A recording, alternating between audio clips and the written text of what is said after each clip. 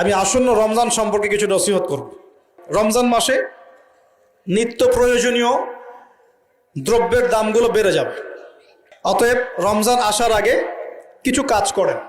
এক নাম্বার, নিজেকে প্রস্তুত করেন রমজানের জন্য। রমজান আসতে 1 মাস 1.5 মাস বাকি আছে না? আগে মনটাকে প্রস্তুত করেন, রমজান আল্লাহ আমাদেরকে রমজানে পৌঁছে দাও এবং বেশি বেশি রমজানে ইবাদত করার তৌফিক দাও। তো রমজানে বেশি ইবাদত করতে হলে দুনিয়াবি কাজ কম করতে হবে। দুনিয়াবি কাজ বেশি করলে তো ইবাদতে মন দিতে পারবে না।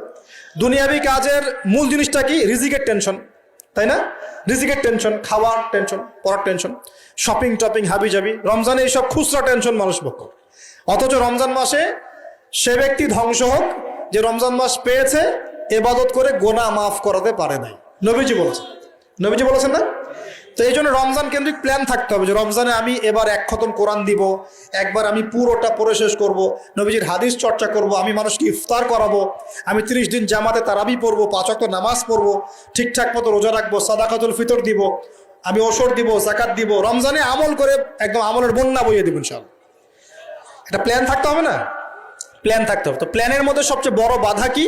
সবচেয়ে বড় বাধা হচ্ছে দুনিয়াবি কাজে ব্যস্ততা। দুনিয়াবি কাজের মধ্যে সবচেয়ে বড় কাজটা কি? রিজিকের টেনশন। তো প্রিয় ভাই, যাদের সামর্থ্য আছে চেষ্টা করবেন রমজান আসার আগেই নিত্য প্রয়োজনীয় দ্রব্য যেগুলো লাগে এগুলো বাসায় মোটামুটি কিনে রাখার জন্য, এবং প্রয়োজন হলে পারলে সামর্থ্য থাকলে পরিবারের জন্য হাদিয়া তোফা যেটা ঈদের জন্য কেনেন সেটা আগেই কিনে রেখে দেবেন। কারণ রমজান মাসে নিত্য প্রয়োজনীয় দ্রব্যের দাম বেড়ে যাবে। 100% গ্যারান্টি দিয়ে বলছি ইনশাআল্লাহ।